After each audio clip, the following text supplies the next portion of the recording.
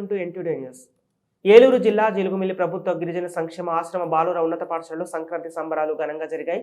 పిల్లల ఆటపాటల సాంస్కృతిక కార్యక్రమాలు, హరిదాసుల వేషాధరణ, గంగిరెద్దుల విన్యాసాలు, పిల్లలతో సాంస్కృతిక సాంప్రదాయాలు, వివిధ కార్యక్రమాలు ఘనంగా జరిగాయి.